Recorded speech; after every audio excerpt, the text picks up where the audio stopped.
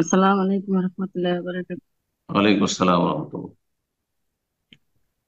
শেখ, আমি বাংলাদেশ থেকে বলছিলাম। জি জি জি। আমার আমার বয়স 50। আমি আজকে 10 বছর ধরে রোজা কন্টিনিউ করি, কিন্তু এর আগে যে আমার রোজাগুনি ভাঙ্গা গেছে, মানে মাসিক অবস্থায় কিংবা এমনি দুইটা চারটা যায় ভাঙছে, ওই রোজাগুলি আমি তো করতে পারি নাই।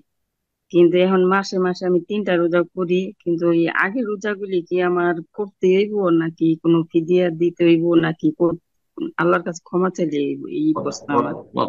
কত কত বছরের রোজা ছুটেছে, কটি রোজা ছুটেছে মনে আছে? না না, এটা মনে নাই, কিন্তু 10 বছর যদি ধরে আমি মনে না কন্টিনিউ করি। থাকে, অনির্দিষ্ট মানে অজানা রোজা ছুটেছে, তাহলে কাজা করা যাবে না। কেন? অজানা আনুমানিক কোনো কাজা নেই। যদি জানা থাকে যে আমার গত 3 বছরে ধরেন 30টা রোজা ছুটেছে, তাহলে করা যাবে। কিন্তু যদি 10 বছর ধরে জানি না, কোনো বছরে 5টা ছুটেছে, কোনো বছরে 10টা ছুটেছে, কোনো বছরে 20টা ছুটে, জানি না, মনেই নাই, তাহলে কোনো কাজা নেই, আনুমানিক কোনো কাজা যায় না।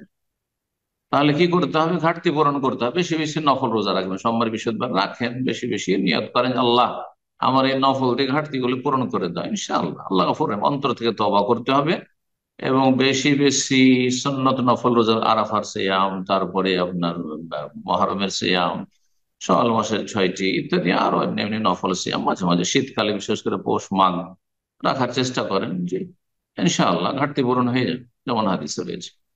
জি। আল্লাহ তওবা কবুল করুন।